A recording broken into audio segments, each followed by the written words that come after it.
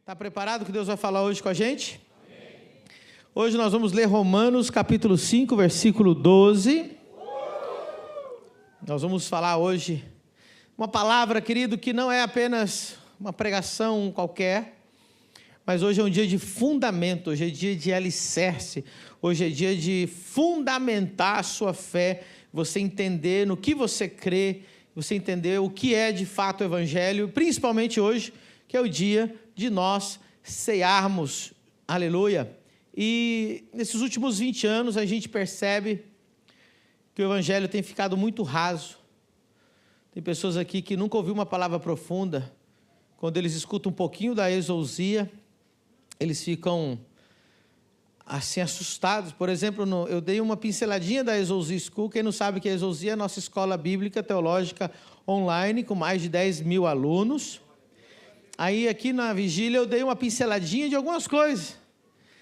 Porque as pessoas estão 20 anos que a igreja, irmão, só vem coach, pregação sobre dinheiro, sobre ter sucesso, motivação, mas pouco palavra de Deus.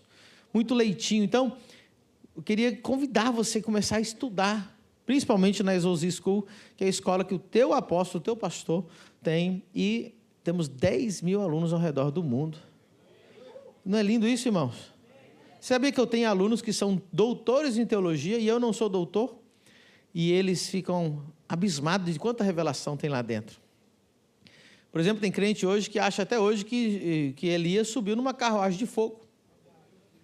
Olha para você ver o nível de ignorância do crente. Ele ainda acha que Elias subiu na carruagem de fogo. Ele ainda acha que Israel tem 12 tribos. Ele ainda acha que só teve 12 apóstolos. Eu provo mais de 20 na Bíblia. Onde é que eu vou estudar isso? Na Exousia School. Eles acham que Israel deu 7 voltas ao redor de Jericó. Foram 13. Eles acham que só entrou de 2 em 2 animais em casal na arca. Todo mundo fica achando essas coisas, pastor, e não é? Não é. Quem ficou curioso? exousia.com.br Aleluia. Pastor, Israel deu 13 voltas, 13 voltas. Não são 12 tribos? Não, são 13 tribos. Pastor, não entrou de 2 em 2? Não. Alguns entraram de 2 em 2, outros entraram de 14 em 14. Está lá, é só ler, meu querido. Alguns acreditam que Pedro, ainda que desceu, foi um lençol com animais. E Deus disse, mata e come, não era lençol. E aí por aí vai. Então o Brasil muito raso, o Brasil sem palavras, as pessoas ouvem qualquer maluco pregando, acreditam que aquilo é verdade. E por isso hoje eu quero trazer fundamento para a sua fé. Fundamento antes de você ceiar hoje, em nome de Jesus. Um dos versículos mais importantes da Bíblia, Romanos capítulo 5, versículo 12. Nós vamos falar de justificação, nós vamos falar da lei, nós vamos falar da imputação de pecado, e nós vamos falar do prêmio de Cristo. Hoje vai ter teologia, unção e revelação, tudo junto. Está preparado? Amém. Aleluia. Portanto, olha o versículo. Portanto, como por um homem entrou o pecado no mundo, e pelo pecado a morte, assim também a morte passou a todos os homens, por isso que todos pecaram. Verso 13. Porque até a lei estava o pecado no mundo, mas o pecado não é imputado, não havendo lei. 14. No entanto, a morte reinou desde Adão até Moisés, até sobre aqueles que não tinham pecado, à semelhança da transgressão de Adão, o qual é a figura daquele que havia de vir. Verso 15. Mas não é assim o dom gratuito como a ofensa, porque se pela ofensa de um morreram muitos, muito mais a graça de Deus e o dom pela graça que é de um só homem, Jesus Cristo, abundou sobre muitos. Levante a mão direita para o céu e diga, Espírito Santo, eu abro a minha mente, meu coração, meu espírito, para receber sua palavra e ser transformado por ela, em nome de Jesus. Amém? Aqui está falando que todos nós pecamos, lá em Romanos capítulo 3 diz, todos nós pecamos e fomos destituídos da glória de Deus. Todos somos mortos pelos nossos delitos e pecados, pelas nossas transgressões, por causa do bendito do Adão. Diz ali que Adão morreu, pecou, a morte entrou, e por causa disso todos nós fomos condenados. Diga comigo, a condenação de Adão condenou todos os demais. Então, desde que Adão foi condenado à morte, desde que Adão foi condenado pelo seu pecado, todos nós fomos condenados juntos. Ou seja, você não é condenado pelo seu pecado individual que você pecou. Nós já nascemos condenados pelo pecado de Adão. Quem consegue entender isso? Só que ninguém gosta disso. Fala, não, que coisa mais ruim, pastor. Eu não estava lá. Eu não fiz nada. Pois é disso que nós vamos falar hoje. Primeira coisa, quer dizer para você que você estava lá sim, e você não sabe.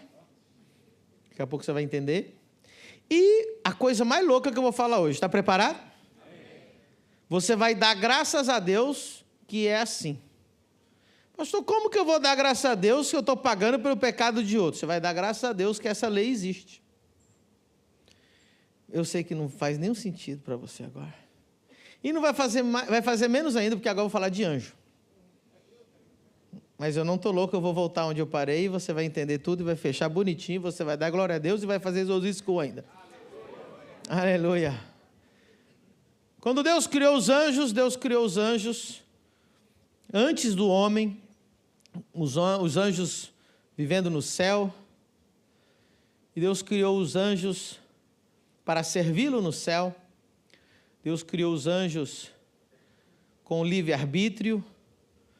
Deus criou os anjos de uma forma bem diferente da nossa, porque Deus criou o homem muito depois que os anjos. Me pergunte, pastor, o que é um anjo? Anjo é um espírito que possui uma alma. Diga comigo, anjo é um espírito que possui alma. Alma é o ser, é o eu, é a vontade, é as emoções, é a personalidade. Então, a sua alma, quando eu digo Patrícia, estou falando a alma, a pessoa consciente, né, que tem vontade, que tem emoções, que tem livre-arbítrio. Então, o anjo é um espírito que possui uma alma. Tanto é que os anjos têm nomes. Na Bíblia fala de Gabriel, fala de Miguel, e fora da Bíblia fala de Rafael e outros anjos, né? Tem uns pastores aí no Brasil que tem até anjo particular. Deixa isso para lá. Não estamos falando disso, não. Agora, entenda algo comigo. Diga comigo, o Espírito é eterno. Não pode morrer. E algo gravíssimo aconteceu no céu. Quem quer saber o que é? Lúcifer causou uma rebelião e 1/3 dos anjos foram corrompidos, seguiram a Lúcifer na sua rebelião e foram condenados, diz a Bíblia, que foram expulsos do céu. Lá em Apocalipse vai dizer que esses anjos são anjos caídos e que agora são chamados de anjos de Satanás. A Bíblia está escrita assim, Satanás e seus anjos. Agora, Satanás também tem anjo, porque ele levou 1/3 do céu com ele, né? Parece alguns pastores que dividem igrejas por aí. Mas é outro assunto também. Então, levou 1/3. É? Aleluia. Mas, esse 1/3 que saiu, caíram da fé, da graça, caíram da glória, perderam a sua glória e foram condenados. E a Bíblia vai dizer também, Apocalipse e outros lugares, que esses anjos foram condenados eternamente. Diga comigo, eternamente. sem chance de redenção, sem chance de perdão, sem chance de arrependimento. Agora, por que os anjos não possuem chance de arrependimento? Eles pecaram uma vez e foram condenados para sempre e não têm chance de redenção. Porque eles pecaram em um estado de eternidade, porque eles são um espírito. E espírito não morre. Então eles foram condenados em espírito, num estado de eternidade, e outra, na presença de Deus no céu. Então não tinha como haver redenção. Então Deus agora decide criar a sua obra-prima. Do teu lado está sentado uma obra-prima de Deus. Pelos olhos da fé, irmão, acredito no que eu estou falando. Eu sei que tem uns que dá para crer, né, filha? Aleluia. Mas isso aí que está do seu lado, isso aí é uma obra-prima de Deus. Deus disse, vamos fazer algo, a obra-prima de Deus.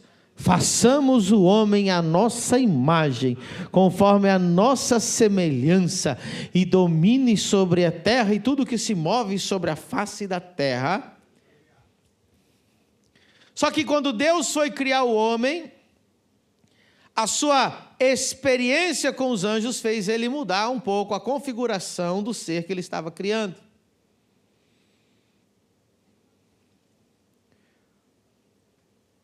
Se Deus fizesse o homem assim como ele fez os anjos, no estado eterno, em espírito, o homem se pecasse, e a probabilidade era muito alta.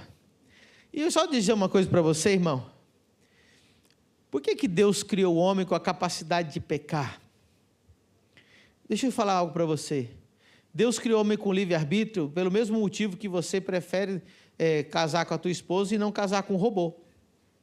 Você prefere ter filhos em vez de ter um bebê reborn. Quem prefere filho normal aí, levanta a mão. Por quê? Aplauda o Senhor Jesus, né?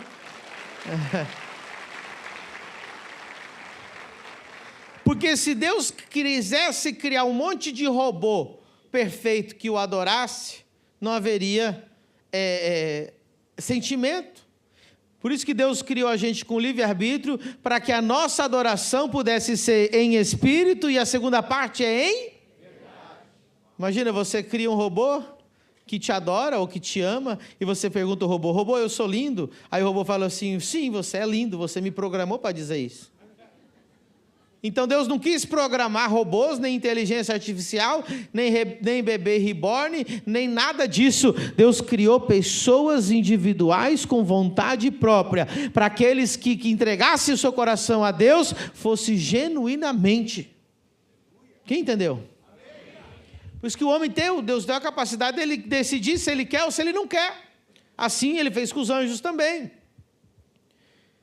Então Deus criou o homem com livre-arbítrio, mas Deus, na sua infinita misericórdia e sabedoria, disse, eu não vou configurar o homem da mesma forma que eu configurei os anjos.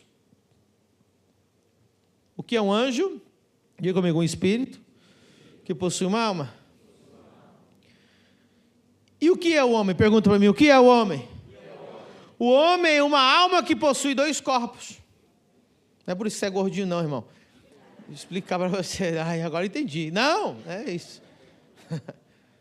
O homem é uma alma, diga comigo, uma alma. Está lá em Gênesis 2, capítulo 7. E soprou Deus nas narinas do homem, e o homem foi feito alma. Soprou nas narinas o fôlego da vida, e o homem foi feito o quê? O que é o homem?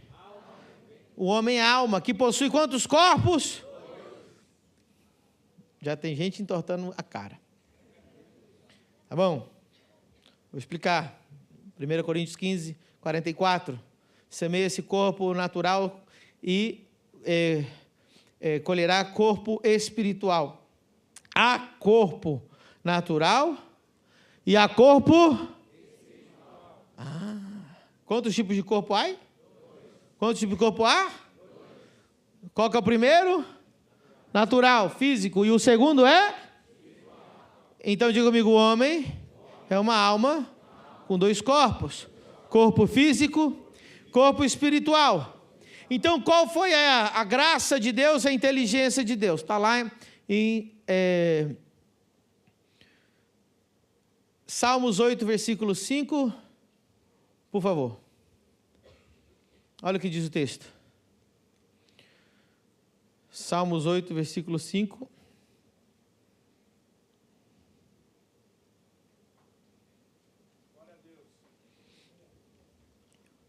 Pois pouco menor o fizeste do que os... Deus criou o homem, diga comigo, Deus criou o homem um pouco menor do que os anjos. Agora, esse parece um paradoxo, esse texto. De glória e de honra o coroaste. Como assim? Então Deus colocou o homem como a glória da sua criação, mas também fez ao mesmo tempo o homem menor do que os anjos. Sim. Só que lá em Hebreus capítulo 2, versículo 7, que vai confirmar que a tradução aqui é anjo, porque tem gente ali... Só fazer um estudo teológico bem curtinho aqui para você. Existe uma linha de raciocínio teológico que o texto ali está dizendo um pouco menor do que Deus. E essa tradução está errada. Pastor, como que traduz Deus e anjo igual? É porque Elohim, que é a palavra escrita ali, pode significar anjo e pode significar Deus. Então, alguns espertos falam assim, uau, então é um pouco menor do que Deus. Não, não pode ser um pouco menor do que Deus, porque a própria Bíblia interpreta a Bíblia, não a gente que interpreta a Bíblia. E os apóstolos interpretaram que Salmos capítulo 8, versículo 5, estava traduzido como anjo. Aí, para piorar, veio uma tradução da Bíblia, que é uma das que eu mais gosto, mas ela errou bem no lugar errado, que é a Ara. Eu só não uso a Ara, eu uso a CF por causa desse versículo, olha para você ver.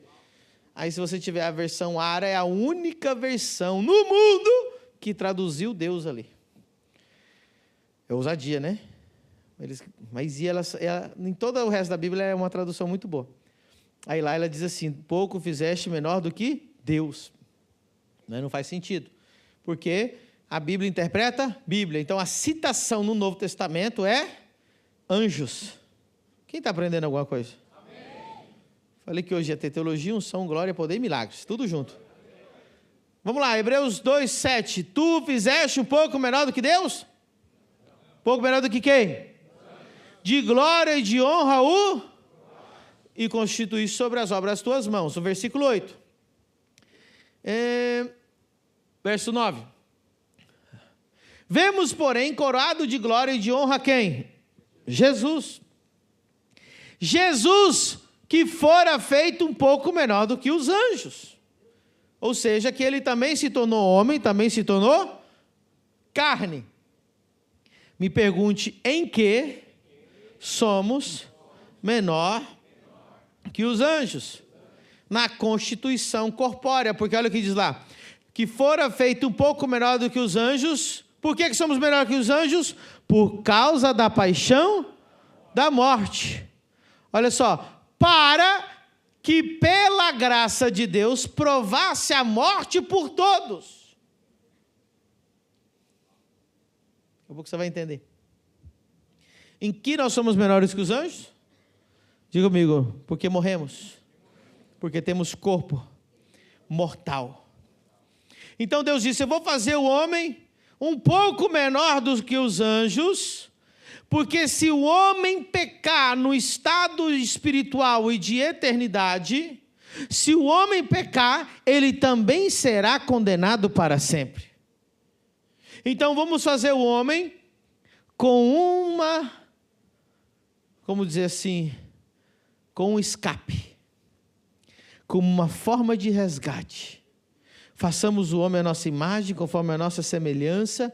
Só que Deus desligou a alma do homem do seu espírito. Diga comigo, o espírito do homem não possui alma. Agora os anjos sim, são espírito que possui alma. O que acontece com nós quando nós morremos?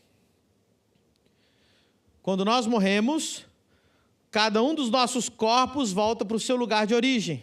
O corpo natural volta para a terra e o corpo espiritual volta. E o que fica pendente de juízo? A Bíblia diz que ao homem foi ordenado morrer uma só vez, e vindo após isso o juízo. Então diga comigo, os corpos voltam para o seu lugar de origem. Quando o homem morre, o seu espírito não vai, como as pessoas pensam, o espírito da pessoa vai para o inferno. Não.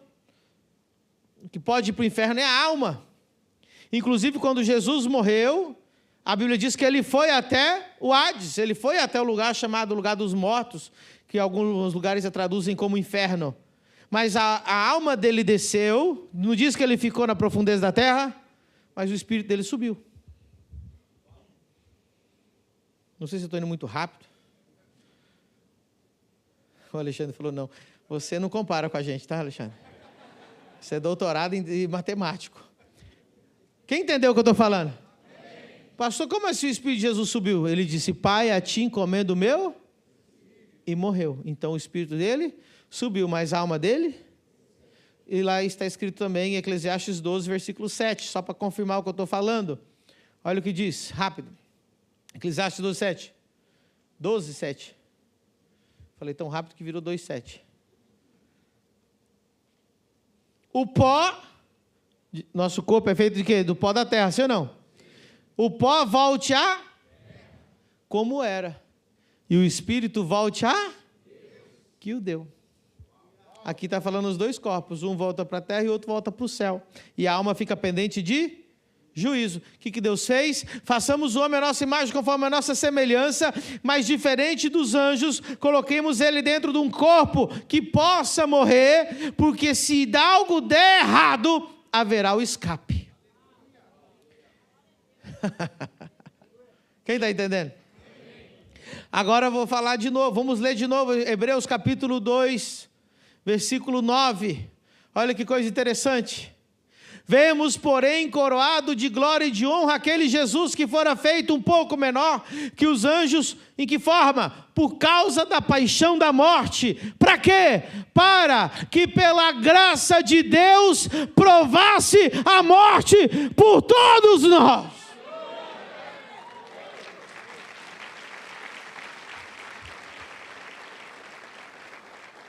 Façamos um homem com a capacidade de morrer, porque se tiver que morrer, nós iremos lá morrer por eles. Uau!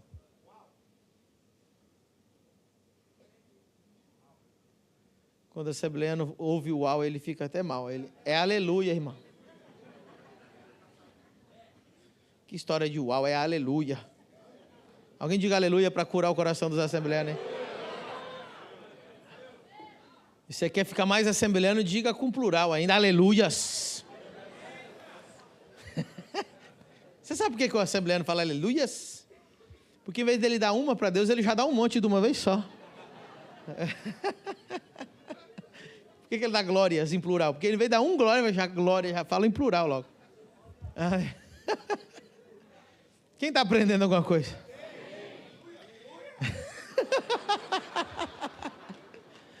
Aplauda Jesus. Vamos dar uma... É bom.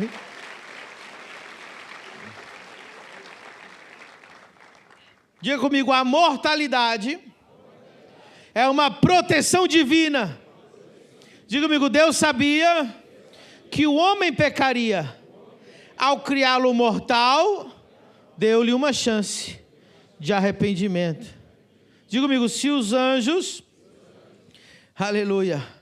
Se os anjos fossem mortais, os anjos teriam capacidade ou a possibilidade de receber perdão divino. Então nós estamos limitados a um corpo. É isso que nos torna menor que os anjos. Mas a Bíblia diz que agora que nós estamos em Cristo, nós julgaremos os anjos. Então somos menor em essência, mas somos maior em autoridade. E falando nisso, essa é uma das coisas que eu vou falar com Deus quando eu chegar no céu.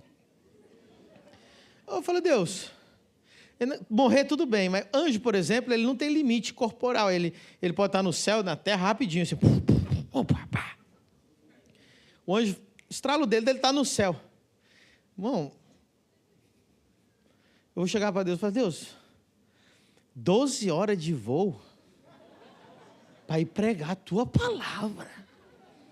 O senhor podia dar, né, o dom de teletransportar a gente. Né? Essa é uma das reclamações que eu vou ter lá no céu. Né?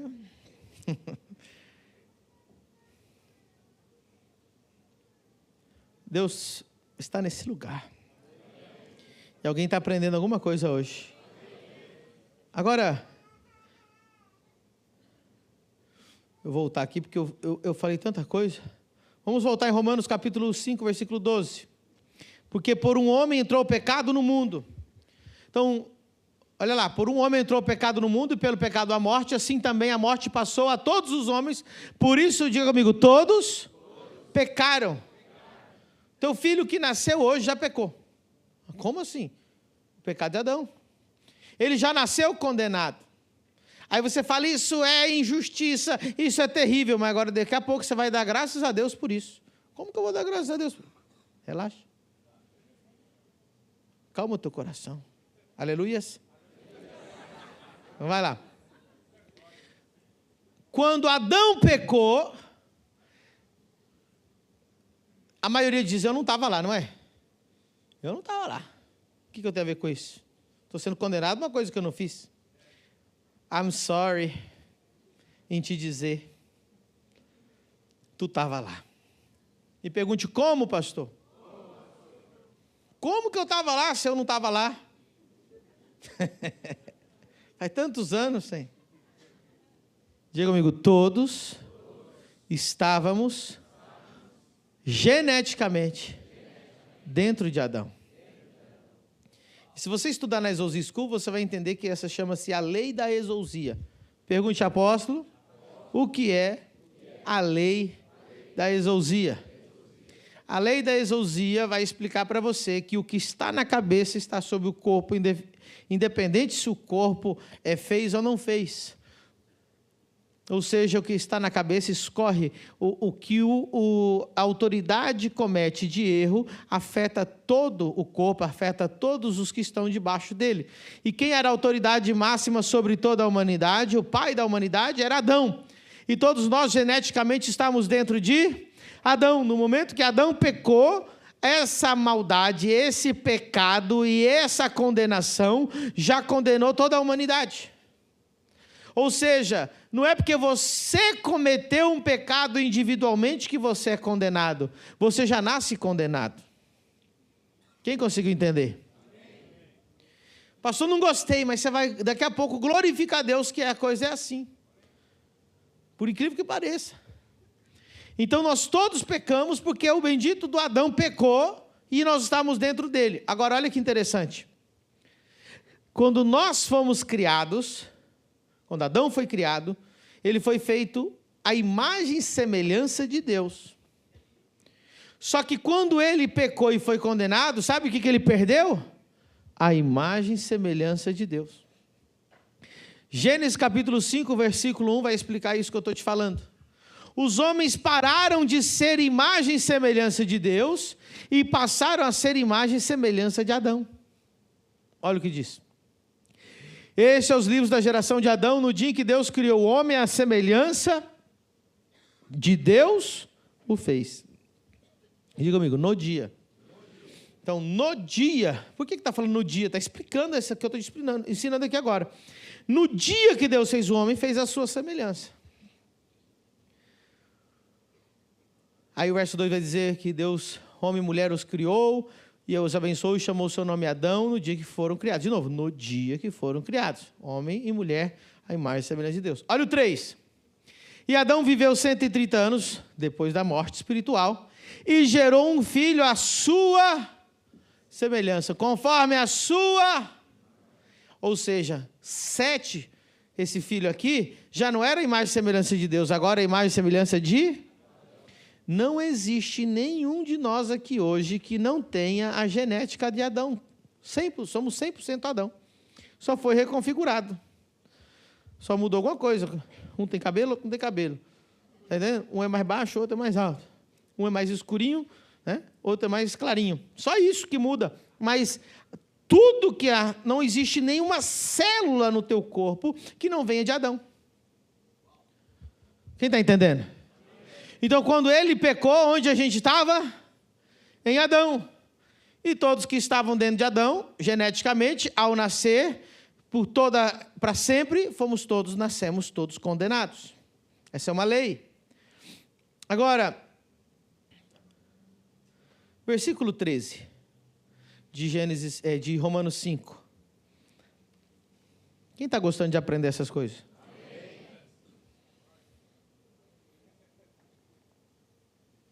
Porque até a lei estava o pecado no mundo, mas o pecado não é imputado não havendo lei.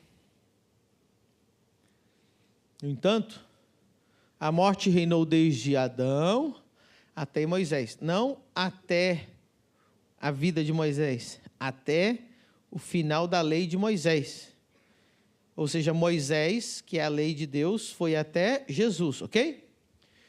Então, ali se podia traduzir também assim, a morte reinou desde Adão até o final da lei de Moisés, que terminou em Jesus. Até sobre aqueles que não tinham pecado, à semelhança da transgressão de Adão. Vamos falar aqui da imputação de pecado. Nós falamos disso. Foram imputados sobre nós o pecado de Adão.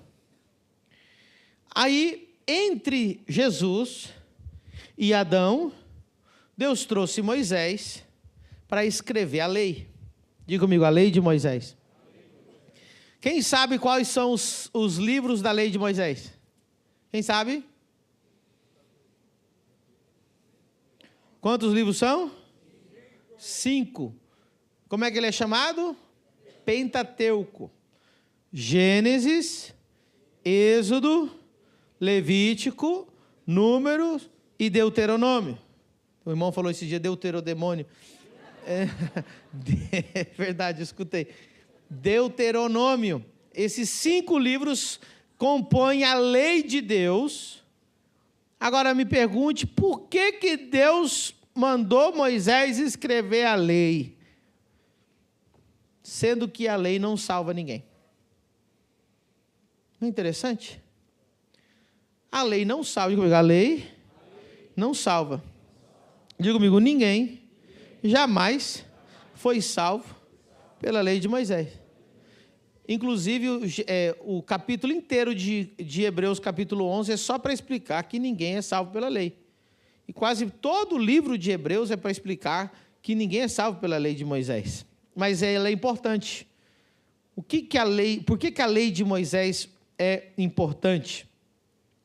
Porque a lei de Moisés veio para revelar para todos nós o pecado, para que todos nós tivéssemos a consciência total e clareza sobre o que é pecado. A lei de Moisés veio também para trazer a sombra do que seria quando Jesus viesse. A lei de Moisés veio para esclarecer as ideias, a mente de Deus para a humanidade, ok? E antes da lei de Moisés, as pessoas não sabiam quais eram as leis. E a Bíblia está dizendo ali, não havendo lei, não há pecado. E aqui temos alguns juristas entre nós, e alguns advogados que sabem que muitas vezes o governo não acompanha a evolução das coisas e acabam surgindo novos métodos de crimes que ainda não foi legislado. Por exemplo, quando surgiu a internet, não havia lei sobre ataque cibernético. Então, todo mundo que cometeu ataque cibernético, no começo, ninguém foi condenado. Por quê? Não havendo lei, não há crime. Quem está entendendo? E como era antes de Moisés? As pessoas cometiam todos os tipos de desobediência a Deus e não havia uma lei que confrontasse essas pessoas. Então, a lei veio para trazer consciência de pecado. Você vai ver que Lameque, no Gênesis capítulo 4, versículo 23, ele zomba da sua maldade justamente porque não havia lei. Lameque disse às suas mulheres, Ada e Zilá, ouvi a minha voz, vós mulheres de Lameque, escutai que digo, matei um homem porque me feriu e um rapaz porque me pisou. Se Caim será vingado 7 vezes, Lameque será 70 vezes 7. O que Lameque está dizendo? Eu matei 2 homens por coisas fúteis, não me arrependo e ainda faço uma máxima sobre isso. Se alguém me ferir ou se alguém me matar, será castigado 70 vezes. Então ele ficava inventando coisa e ele matava as pessoas e ele zombava dos seus assassinatos. Por quê? Porque não havia lei. Lembra quando começou os drones? Que as pessoas enfiavam os drones dentro dos condomínios, das empresas, nos shows, lembra? E aí o que acontecia? Tirava a foto, tudo. Havia legislação para isso? Não, aí o governo teve que correr atrás e legislar. Não pode entrar agora dentro disso, né? Vai colocar os parâmetros. Então não havia lei. Irmão, só para você ver o tanto que ficou feia a coisa por não ter lei. O homem antes do tempo de Moisés, por não ter lei, foi tão caótico que Deus teve que matar todo mundo com o dilúvio. Porque não tinha nem mais solução, não tinha nem mais o que fazer. O povo mais depravado da terra. Forte, não é? Então a lei é importante. Ela não salva, mas ela é importante porque ela é a sombra da salvação. A lei é importante porque ela revela o pecado. Irmão, você está achando, você está achando que eu estou falando uma coisa milenar? Posso falar da agora aqui? O fato das pessoas não conhecerem a Bíblia faz elas nem ter noção do pecado, a tal ponto que elas pedem oração pelos pecados delas. Tem gente sentada aqui hoje que pede oração, morando junto sem estar casado, falando que é casamento e não é. Porque para ele é normal, porque ele não tem lei, ele nunca leu a Bíblia. Então, orar junto com o outro sem casar, tá tudo certo. Não tem consciência de pecado. Ele só tem consciência de pecado quando ele chega na família do reino e aprende. Olha, a palavra do Senhor diz assim: deixará o teu pai e tua mãe, se unirá à sua esposa, se casará, assinará o contrato diante dos homens, diante de Deus, diante da lei. Então sim se torna casamento. E a coisa está ficando tão feia, tão feia, tão feia, tão feia, que como nem pastor está lendo a Bíblia mais, nem pastor está lendo a Bíblia mais, que os pastores sabem mais o que é pecado e o que não é pecado. A coisa está tão feia, tão feia, tão feia, tão feia, que ninguém mais lê a Bíblia, que agora tem facção criminosa evangélica no Rio de Janeiro. Quando eles vão atacar o outro morro para matar todo mundo no outro morro, eles oram. Você está achando que é brincadeira? Tem morro lá que tem facção criminosa, que são pastores. E eles matam, põem fogo dentro de pneu, fazem tudo o que os outros fazem, só que agora eles fazem em nome de Jesus. Eles são mais abençoados. Eles vendem droga e para vender mais eles oram. Senhor, abençoa as vendas hoje aí, do crack. Você está dando risada? Nós estamos falando de algo real hoje aqui no Brasil, aqui agora. Como não há, as pessoas não entendem mais de Bíblia, não há lei. Você vai lá, por exemplo, tem igreja, o Kleber Lucas, que a gente gostava tanto, ele já apresentou 5 mulheres na igreja dele. Ele casa e apresenta mulher nova a cada 2 anos. E todo mundo fala, é normal. Por quê? Porque não lê a Bíblia. Não há lei.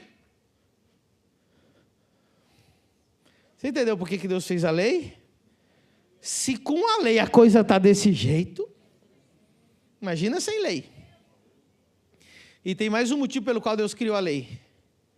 Para condenar pecados individuais, para as pessoas não ficarem impunes. Ou seja, as pessoas matavam e ficavam por isso mesmo. Agora não, olho por olho e dente por dente. Roubou? Aí tinha que estar escrito, roubou, tem que devolver e restituir o valor acima do que foi roubado. Está lá escrito. Então, todo tipo de restituição para a pessoa que foi danificada tinha que estar escrito na lei de Deus. Então, essa era a importância da lei de Deus. Está fazendo sentido para você? Então, para que tem a lei de Deus? Para ter consciência plena do pecado. E por que tem a lei de Deus? Para julgar os pecados individuais das pessoas e os seus crimes, para restituir as pessoas que foram danificadas. Fez sentido para você? Mas agora eu falei que vamos entrar em revelação, né? Porque eu já dei muita informação. Quem gosta de revelação? Sobe o teclado aqui rapidinho. Aleluia, dá um glória a Deus aí. Vocês podem parar de falar plural, aquilo era só de brincadeira, tá? Essa igreja aqui é aleluia. Não existe aleluia. O que significa aleluia? Louvado seja o Senhor. E aleluias você está adorando os senhores. Eu não sei quantos senhores você adora. Então, aleluias não tem ias, é um ias só. Ias significa Senhor. Foi plural ou foi singular, né?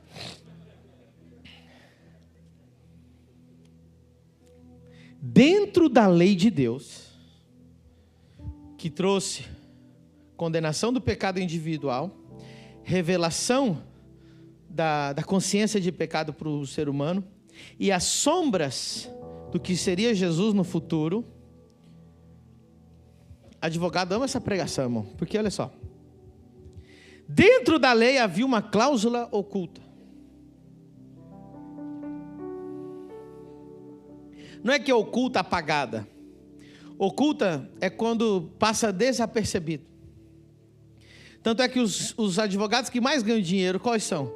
Aqueles que conhecem os mínimos detalhes da lei. E aquele mínimo detalhe, às vezes, é o que faz ele ganhar numa audiência. Então, hoje eu venho como esse advogado mostrar para você, e Jesus sabia, e havia uma cláusula tremenda em Levítico 18, versículo 5. Olha que cláusula poderosa. Sabe o que essa cláusula estava dizendo? Se alguém cumprir toda a lei, por causa dessa lei, ele não vai morrer e vai viver. E se morrer, ressuscitará.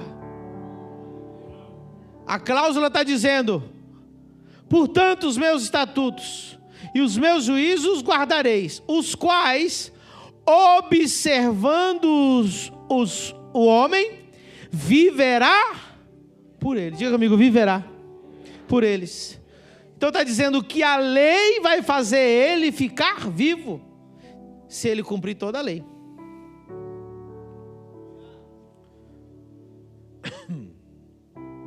Só que ninguém conseguiu cumprir a lei.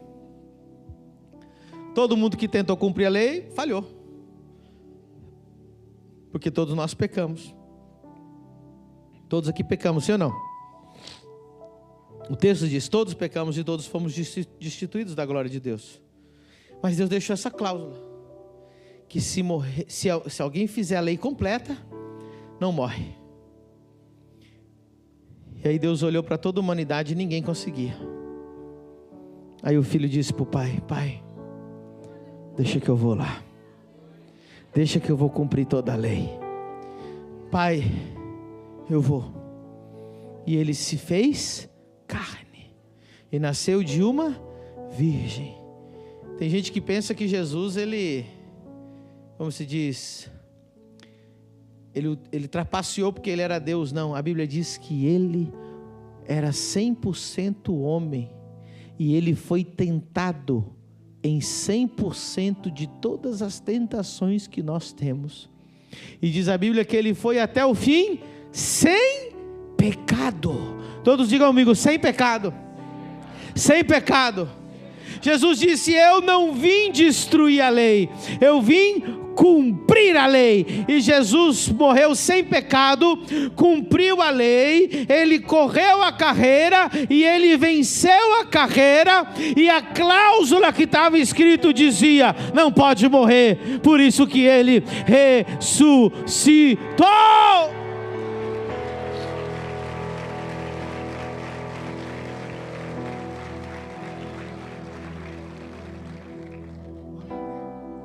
Agora, quando alguém ganha uma carreira, quando alguém ganha uma corrida, quando alguém ganha uma Copa do Mundo, ninguém ganha sozinho. Todo mundo que está torcendo sente que ganhou. Quando o Brasil ganha a Copa do Mundo, ninguém diz assim: a Copa do Mundo o Neymar ganhou, ou sei lá, alguém ganhou. Não, diz assim: nós ganhamos. Quando um brasileiro fala com o argentino, ele não diz assim, o Brasil, assim, nós ganhamos. Quando o argentino fala para você assim, nós ganhamos, nós outros ganhamos. Você se apodera de um título que alguém ganhou para você. Aleluia. Quando Jesus venceu a carreira, quando Jesus venceu, cumpriu a lei. Quando ele cumpriu a lei, ele venceu o pecado, venceu a morte, venceu o diabo. E essa vitória que ele conquistou, ele não conquistou só para ele, mas para todos aqueles que torcem por ele, todos aqueles que creem nele, todos aqueles que têm fé nele. Inclusive, a Bíblia vai dizer que até no Velho Testamento, antes de Jesus nascer, eles foram salvos pela fé no Messias que havia de vir. Aleluia. Deixa eu falar uma coisa para você. Não haverá outro Adão. Não existe vaga para outro Adão. Diga comigo, não existe vaga para outro Adão.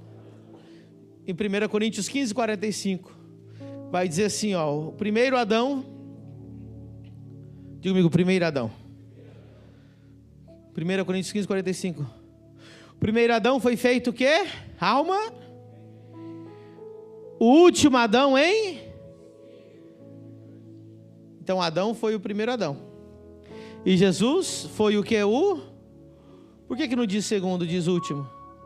Diga comigo, não tem vaga para um terceiro Adão. Então eu quero explicar isso aqui para você. Você consegue olhar bem para mim? A carreira já terminou. Jesus já correu. Jesus já venceu. Jesus já tem o título. Jesus já tem a recompensa. Não tem vaga para outra pessoa correr. Então, por mais que você tente guardar o sábado, por mais que você tente usar talite, por mais que você tente não comer carne de porco, por mais que você tente ser judeu, adventista, e tentar fazer as coisas do jeito que a Bíblia, não, porque a lei, eu vou cumprir a lei, você nunca vai conseguir cumprir a lei, porque Jesus já cumpriu a lei, ele já conquistou o título. Só tem um jeito de você ter esse título: se apegar a Jesus que ganhou o título, agarrar Jesus que tem o título, ser coparticipante daquele que já ganhou o título.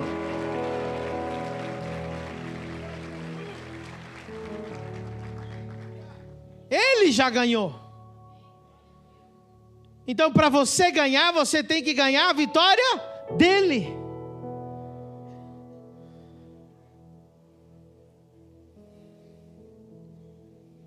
Uau! Ele é o cumprimento da lei. Quem está entendendo isso aqui hoje? Agora, muita atenção.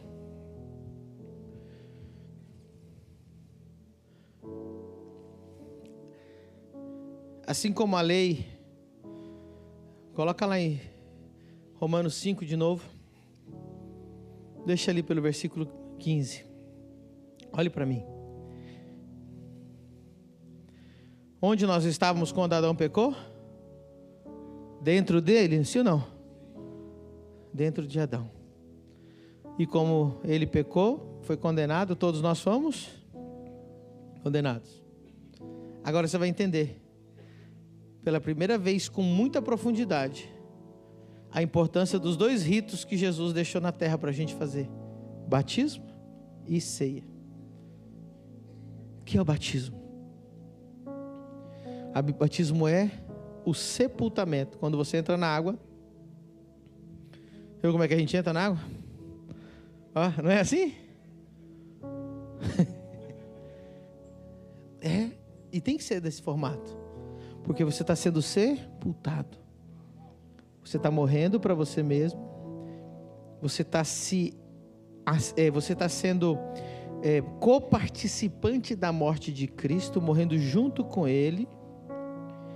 E o que acontece? Você está sendo sepultado em Cristo. Diga comigo, em Cristo. E quando você sai da água, o que você está acontecendo? Você está ressuscitando em Cristo. Agora olha só, os dois ritos. Um é o batismo. Só tem dois na Bíblia, não tem outro rito. O segundo rito é a ceia. A ceia é o pão. Jesus disse: tomai e comei, este é o meu corpo. Quando você come do pão, você está dizendo: eu sou um com Cristo, eu faço parte do corpo. Quando você bebe do suco da uva, você está dizendo: o sangue que corre na veia de Jesus, corre na minha veia. Eu tenho o mesmo sangue e o mesmo corpo. Então a Bíblia vai dizer o seguinte, aleluia,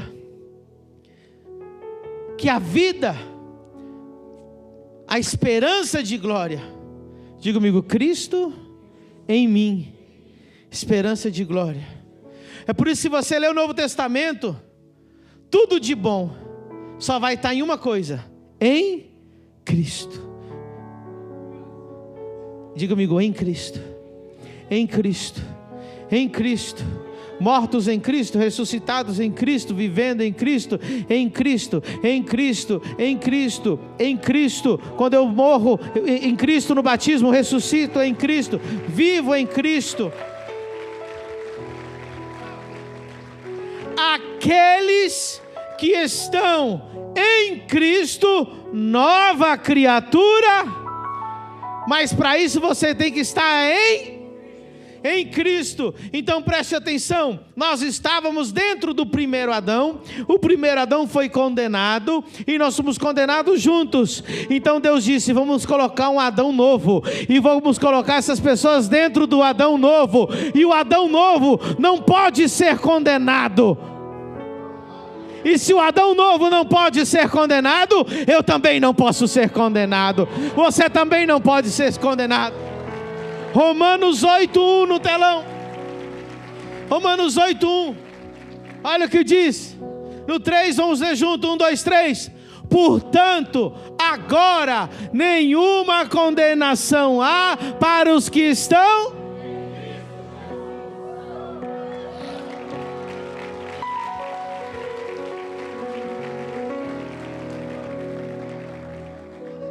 A mesma lei que diz que eu fui condenado porque eu estava dentro de Adão, a mesma lei está dizendo: eu não posso ser condenado porque eu estou dentro do último Adão.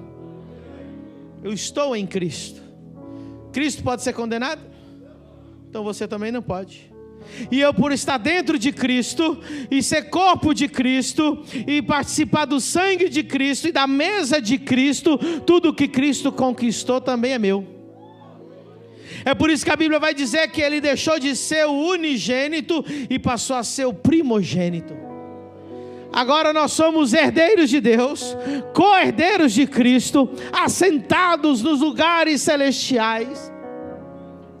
Tudo que Jesus conquistou na cruz, para Ele nos tornou co-participantes. Mas para isso você precisa de uma coisa: estar em Cristo. Como que eu entro em Cristo? Pelo batismo.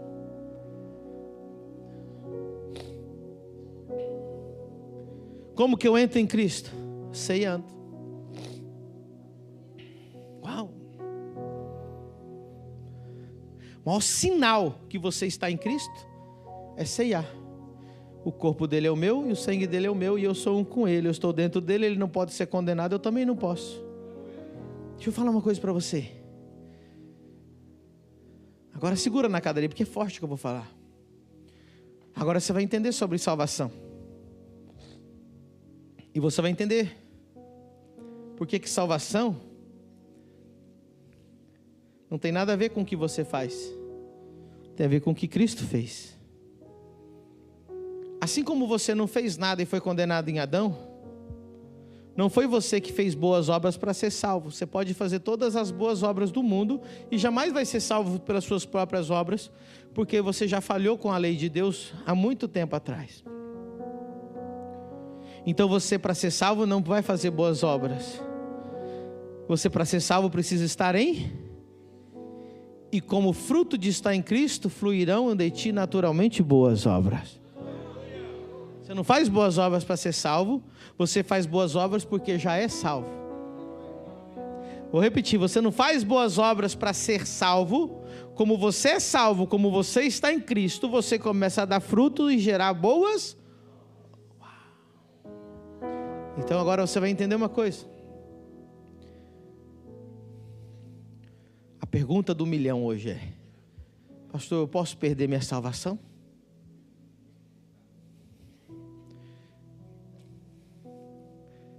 resposta é mais não do que sim, então espera. Você imaginou se tivesse um anjo lá, toda vez que o crente pecasse, ele apagasse o teu nome? Aí ele arrependeu, escreve de novo. Durante o dia, quantas vezes ele ia apagar? Acho que ia rasgar a folha, né, irmão? Ou seja, você não ganha a salvação nem perde a salvação pelo que você faz. A salvação depende do que Cristo fez e você está dentro dele, amém? Então escute, porque eu vou equilibrar essa palavra. Não tem como você perder a salvação. Se você está em Cristo, você não perde. Só tem uma coisa que você pode fazer: rejeitar a salvação, apostatar da fé. O crente que peca perde a salvação? Não, porque ele continua sendo crente e ele continua sendo convicto de pecado, juízo, justiça, e Deus vai restaurar ele.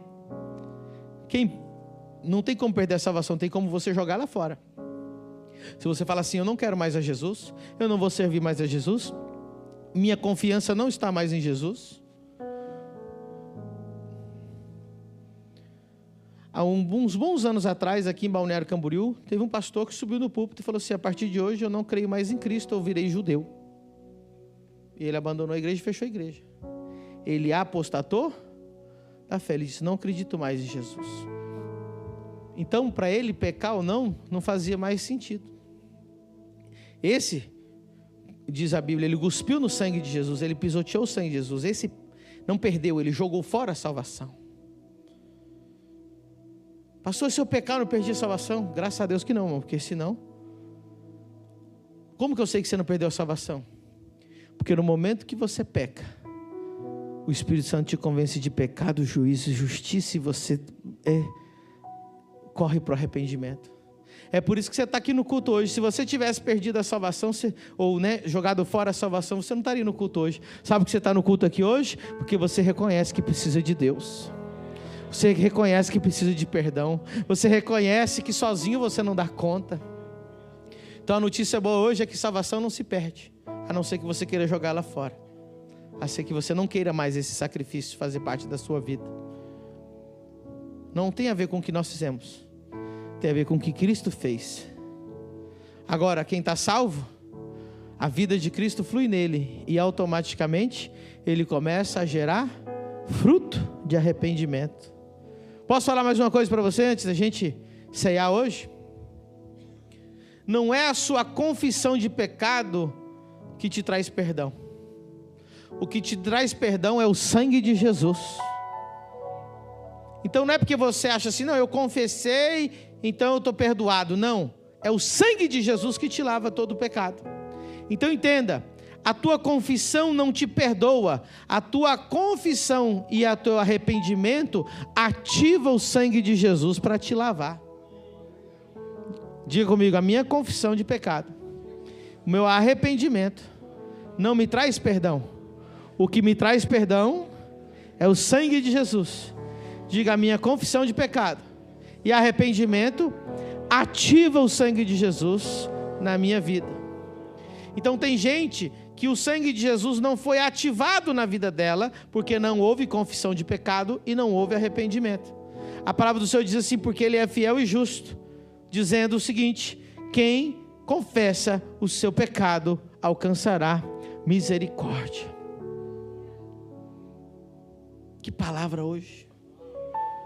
Nós somos dentro do último Adão. Nenhuma condenação há para aquele... Cadê os crentes velhos? Vai. Me ajuda aí, filha. Quem sabe esse louvor? Levanta a mão.